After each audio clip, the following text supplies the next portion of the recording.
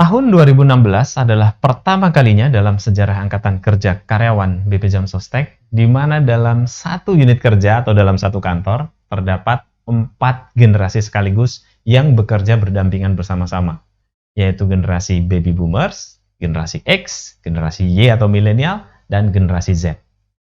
Dari semua generasi yang ada, mulai veteran, Baby Boomers, X, milenial, Z, Alpha, Beta, dan seterusnya, kita hanya akan fokus ke 4 generasi yang eksis di BP Jam Sostek saat ini, yaitu Baby Boomers, generasi X, milenial atau Y, dan generasi Z. Yang pertama adalah generasi Baby Boomers. Siapakah dia? Lahir antara tahun 1946 sampai dengan 1964. Kita tahu di periode itu Indonesia memang sudah merdeka, tapi masih ada sisa-sisa perang kemerdekaan. Masuknya kembali Belanda, pemberontakan PKI, DITII, Kartosuwiryo, dan seterusnya. Di sisi pertumbuhan, ekonomi telah membaik pasca perang. Dan berbeda dengan generasi veteran yang punya values bertahan hidup, generasi baby boomers ini memiliki values atau nilai-nilai diri mencari makan untuk bertahan hidup.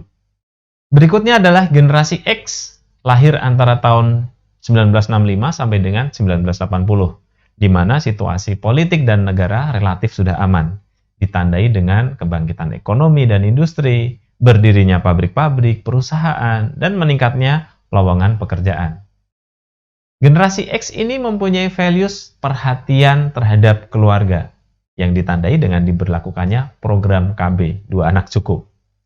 Namun ada satu peristiwa besar yang saya yakin teman-teman juga perlu ketahui, bahwa di tahun 1998 terjadi sebuah gejolak politik besar, ditandai dengan adanya demonstrasi, kerusuhan, penculikan, pembakaran, untuk menggulingkan pemerintahan Orde Baru saat itu. Ya, peristiwa Reformasi 1998. Tentu peristiwa ini juga menimbulkan trauma tersendiri bagi warga negara Indonesia.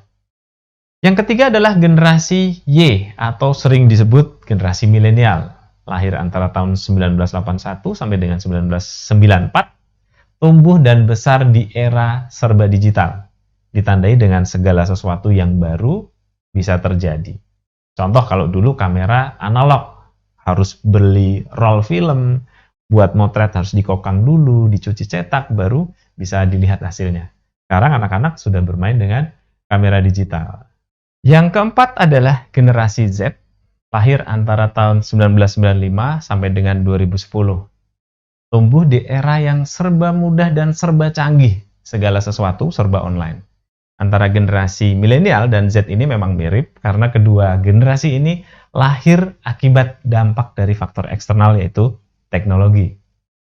Nah, sekarang untuk lebih mendalami keempat generasi ini, silakan teman-teman bisa googling, baca artikel, baca buku, atau bisa juga diskusi dengan teman-teman lainnya.